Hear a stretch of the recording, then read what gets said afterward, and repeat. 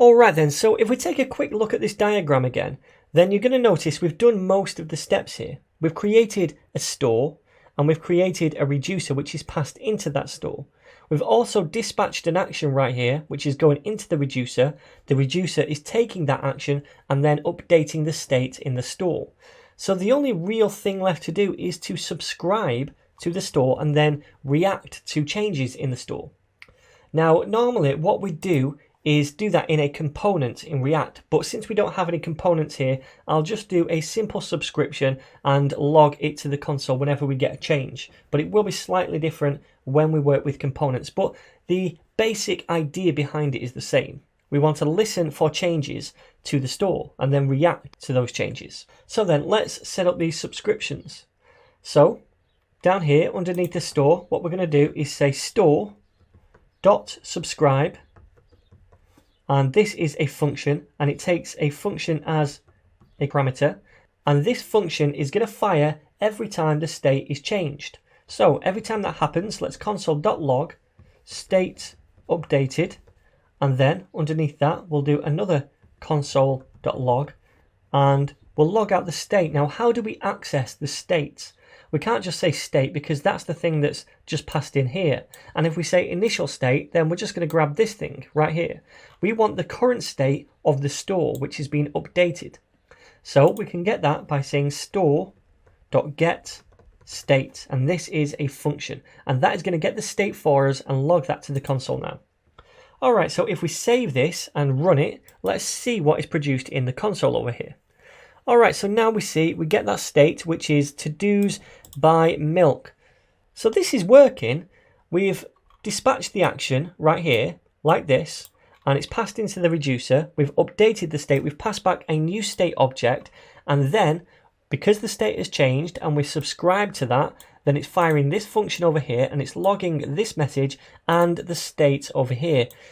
But we've got a problem here. The state here is an object with just one property. To-dos. So we had two properties, to-dos and posts. Even though this one's still empty, it should still be there. Now the problem lies here. When we return an object, this is the new state object. So we've overridden the old one in essence. So we've said, okay, we no longer want posts here, right? So this is different from when we're setting the state in a React component whereby we only need to pass through the thing that we update and it doesn't touch the rest.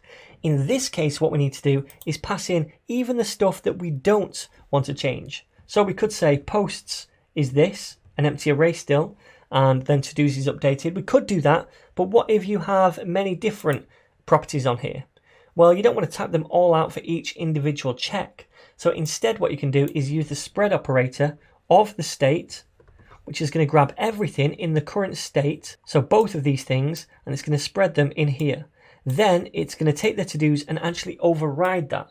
So we might be doing to-dos twice here, but the second one is the one that counts, the last one in the chain. That overrides the first one, okay? So this way, we're still placing the posts in the state object that we return, but we're also overriding the to-dos. So if we save this again and press run, this should work. Fingers crossed, and voila, we get it right there. Alright then, so let's now try dispatching another couple of actions. So I'm going to go down here, I'm going to get rid of these two things, and what I'm going to do is just paste in a couple of actions. So store.dispatch, and then I'm passing the action directly into the dispatch right here. So the first one is add to do by milk, the same as before. The second one is add to do again, and this time sleep some more. Now we'll do a third one, so I'll just copy one of these, and this time it's going to be add post, and it's going to be egg hunt with Yoshi. All right, so now we need to perform this check inside the reducer over here. So let's copy this, and we want to paste it down below here, and I'm going to say if action type is now add post, then we want to do something different, don't we? We want to return an object which takes the current state, but this time we want to update the posts. So let's do that, and we want to use the spread operator on the current posts, and then also get the post data, and let's update that on the action down here because that's going to be a post and not a to-do now.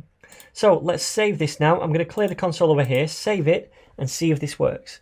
So we'll run this, and we should get a few logs out here.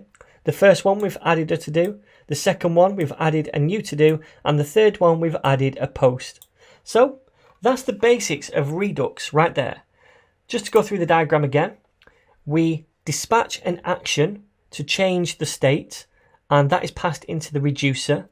The reducer takes that action, checks what type of action it is, and then updates the state accordingly with whatever data it's passed. Then we can subscribe to the store and react to that. In this case, we're just logging something to the console, but when we come to work with React and Redux, we're going to attach that data to the props of this component so we can use them. And we're going to see that in the coming videos.